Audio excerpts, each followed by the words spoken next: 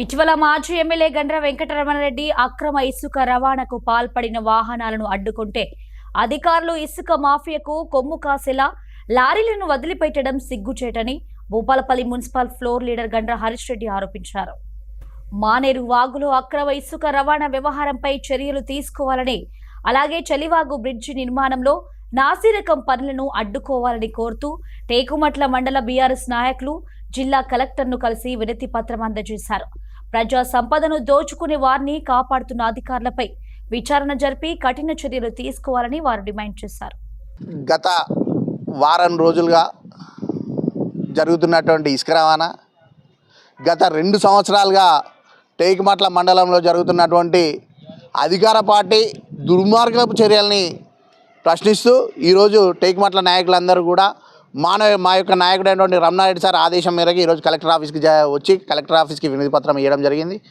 ముఖ్యంగా ఏదైతే గత 5 రోజులుగా యథేచ్ఛగా ఇసుక లారీలు అట్లాగే జేసీబీ పెట్టి మానేరులో లోడింగ్ ఏదైతే ఉన్నదో దాన్ని ప్రజలందరూ కూడా స్థానిక అధికారులకు తహసీల్దార్ గారికి ఫిర్యాదు చేసిండ్రు. పోలీస్ స్టేషన్లో ఫిర్యాదు చేస్తే ఎవ్వరు కూడా పట్టించుకోకుండా ఉంటే మళ్ళీ మా నాయకుడు రమణారెడ్డి సార్ గారు వచ్చి అంతా ఏది బహిరంగంగా మీడియా ముఖంగా పట్టుకున్నటువంటి వెహికల్ అని మీడియా సమక్షంలో ఏదైతే ఈ వెహికల్ కన్సర్న్ మీరు ఇచ్చిన పర్మిషన్ లిస్ట్లో ఉన్నదా అంటే లేదు అని కన్సర్న్ తహసీల్దార్ గారు కన్సర్న్ సిఐ గారి సమక్షంలో జరిగినటువంటి పంచనామాని పక్కకు పెట్టి ఆ యొక్క లారీలను తప్పించడం అనేది చాలా దుర్మార్గమైనటువంటి చర్య.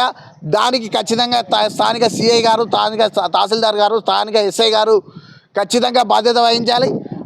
మా యొక్క నాయకులందరూ కూడా మరొకసారి ప్రశ్నించారు, ఏవి ఈ వెహికల్ ఏవి అని తెల్లారి అడిగితే మాకెవరు ఫిర్యాదు ఇవ్వలేదని తహసీల్దార్ గారు, సిఐ గారు కేసు పెట్టలేదు, ఎందుకు పెట్టలేదు అని ఇటు తహసీల్దార్ గారు ఇటు తహసీల్దారు ఇటు సిఐ ఇద్దరు కూడా పలుకొని డ్రామాలు ఆడినటువంటి చర్య చూస్తే భూపాలపల్లి జిల్లా మొత్తం సిగ్గుపడుతూ ఉన్నది ఆ యొక్క అధికారులను చూసి. ఇది అసలు ఇది ప్రజాస్వామ్యమో లేకపోతే ఇది ఒక సమాంతర గుండాయిజం పాలన గత 2 సంవత్సరాలుగా టేకుమట్ల మండలం అక్కడ కొంతమంది నాయకులైనటువంటి మాజీ జెడ్పీటీసీ మాజీ అధ్యక్షుడు కలిసి వాళ్ళు ఒక రింగ్ అయ్యి ఆడొక సొంత రాజ్యాన్ని ఏర్పాటు చేసుకొని ఇక్కడ ఉన్నటువంటి స్థానిక ఎమ్మెల్యే గారి ఆధ్వర్యంలో సొంత రాజకీయం చేస్తూ ఉన్నారు, సొంత పరిపాలన చేస్తూ ఉన్నారు.